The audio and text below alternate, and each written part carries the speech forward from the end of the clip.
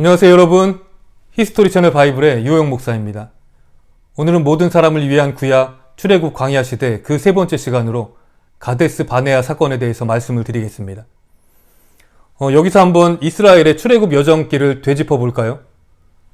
이들이 애굽에서 머물던 곳은 바로 고센 땅입니다. 요셉이 야곱에게 일러준 대로 이들이 목축하기에 가장 좋은 땅이 바로 고센이었기 때문에 대대로 이스라엘은 고센 땅에 머물며 살았죠. 애굽인들은 이 목축업을 가증히 여겼기에 이스라엘은 구별된 장소에서 구별된 삶을 살아갈 수가 있었던 것이죠. 이후에 출애굽의 여정길에 오른 이스라엘은 홍해를 건너게 되었고요. 시내산에 이를 수가 있었습니다. 문제는 이 시내산이 어디에 있는가, 이것에 대해서 일부에서는 아라비아 반도에 위치해 있다 이렇게 주장을 합니다. 국내에서도 떨기나무라는 책으로 알려진 김승학 씨가 이 주장을 펼치고 있는데요.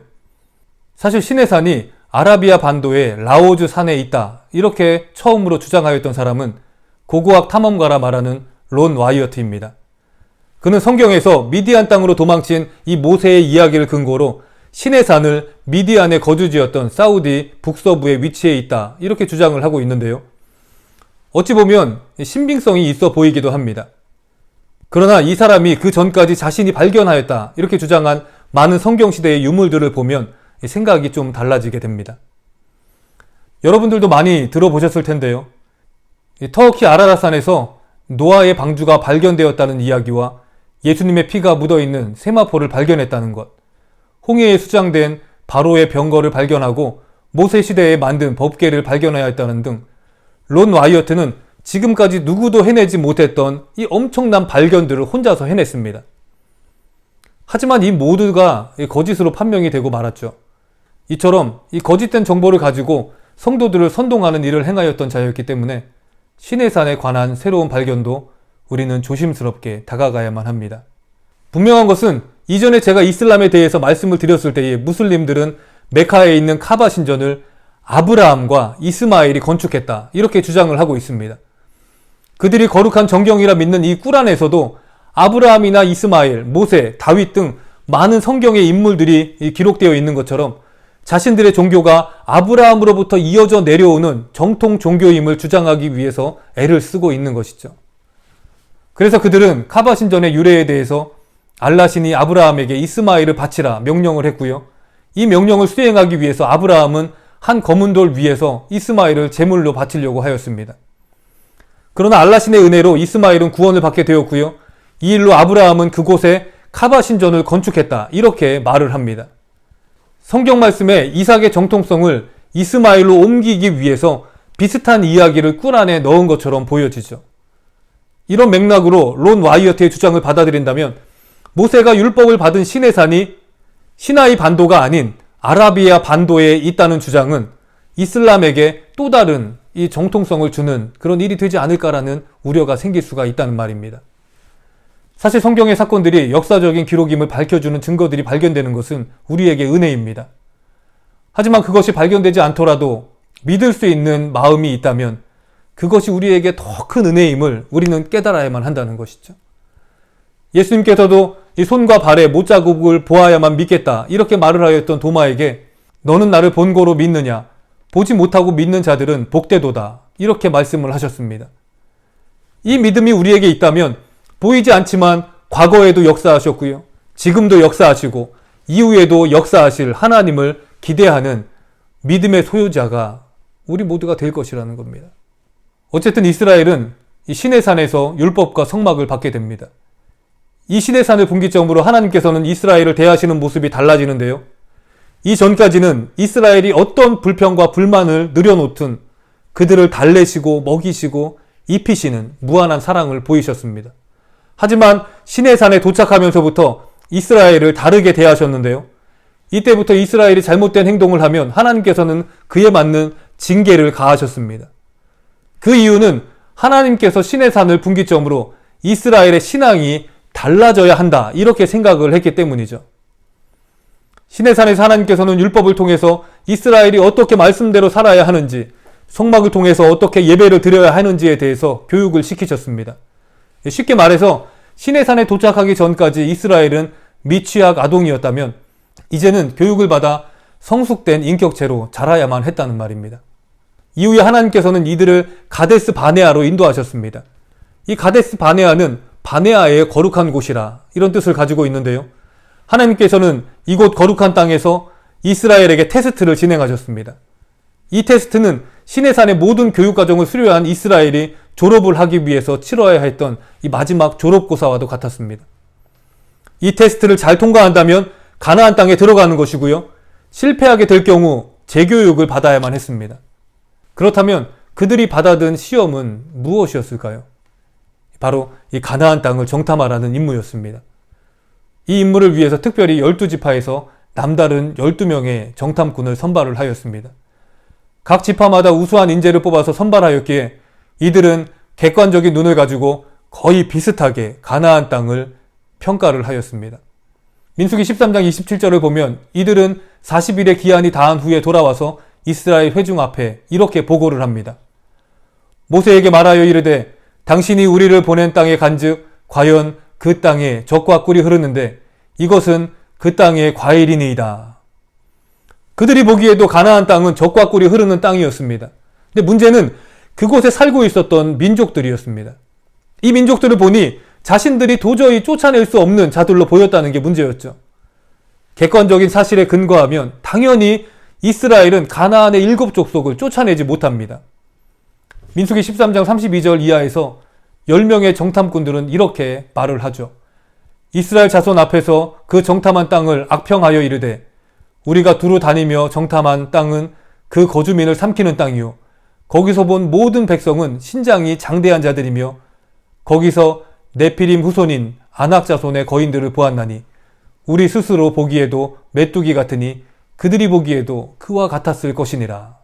객관적인 사실에 근거하여 이들은 가나안 땅을 정복할 수 없다는 결론을 내립니다. 다수의 입장이 비관적이었기에 이후 이스라엘 백성들은 애굽으로 돌아갈 수도 가나안으로 갈 수도 없는 자신들의 처지를 비관하여서 모세와 하나님을 또다시 원망하기 시작하였습니다. 무엇이 문제일까요?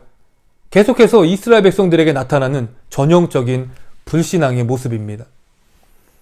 10가지 재앙을 통해서 이들에게 애굽의 모든 신들보다 여호와 하나님이 뛰어나심을 선포해 주셨고요. 홍해를 건너가게 하시는 기적도 허락해 주셨습니다. 이 만나와 메추라기를 먹이시는 은혜도 더하여 주셨던 하나님을 이들은 또다시 잊어버렸고요. 현실의 장벽에 맞닥뜨렸을 때에 또다시 좌절을 하고 있었습니다. 우리는 안 돼. 도저히 할 수가 없어. 이런 자괴감이 그들을 사로잡아 버렸고요. 하나님을 의지하기보다 원망하는 모습을 보이게 된 것입니다. 이스라엘이 두려워하였던 아낙 자손들도 네피림의 후손입니다. 이 네피림은 창세기 6장에서 하나님의 아들들과 사람의 딸들 사이에서 태어난 후손들이라 이렇게 말을 하죠. 이들은 그 이름의 뜻과 같이 타락한 자들이었고요. 거인들이었습니다. 아낙 자손들을 네피림의 후손이라 이렇게 말한 이유는 바로 아낙 자손들이 네피림들만큼 이 장대한 민족이었기 때문입니다. 그랬기에 10명의 정탐꾼들은 이들을 보자마자 가나안 땅을 정복할 수 없다 이렇게 말을 한 것이죠. 그러나 하나님께서 원하셨던 대답은 그게 아니었습니다. 그들에게 원망을 바란 것이 아니라 바로 절망 속에서 소망을 바라보기를 원하셨다는 것이죠. 그래서일까요? 10명의 정탐꾼은 원망을 늘어놓았지만 여호수아와 갈렙은 가나안 땅을 바라보며 소망을 품었습니다. 그랬기에 이 여호수아와 갈렙은 여호와께서 아낙 자손들의 손에서 가나안 땅을 자신들에게 주실 것을 기대하며 가나안 땅을 정복하자 이렇게 주장을 할 수가 있었던 것이죠. 골리앗 앞에서 모든 이스라엘의 군인들이 나서기를 주저할 때에 다윗은 여호와의 이름을 가지고 골리앗을 대적하였습니다. 다윗에게 있어서 골리앗은 이스라엘의 하나님을 모욕하는 자 그 이상도 이하도 아니었습니다. 그랬기에 다윗은 그가 모욕하는 이 여호와의 이름을 가지고 나아가서 승리를 할 수가 있었던 것이죠. 객관적인 전력에서 다윗은 골리앗을 절대로 이길 수가 없었습니다. 현실적으로 얼마나 상대가 되지 않았으면 지금도 강자와 약자의 경쟁을 다윗과 골리앗의 싸움으로 비유를 하고 있습니다. 그러나 어떻게 되었나요? 다윗은 승리했고 골리앗은 무너졌습니다. 그 이유는 하나님께서 다윗과 함께 하셨기 때문이라는 것이죠. 하나님께서 가데스 바네아에서 보여주고자 하셨던 것이 바로 이것입니다. 하나님께서는 가나안 땅을 이스라엘 스스로 들어갈 수가 없지만 지금까지의 이 출애굽 여정 속에서 보여주셨던 하나님의 능력을 신뢰한다면 넉넉히 이길 수 있는 능력을 그들에게 허락해 주신다는 사실을 깨닫기를 원하셨습니다. 사실 홍해가 앞을 가로막고 애굽의 군대가 뒤에서 쫓아올 때 모든 이스라엘은 이젠 더 이상 희망이 없다 그렇게 생각하였던 적이 있습니다. 그때 모세가 그들에게 뭐라고 말씀하셨나요?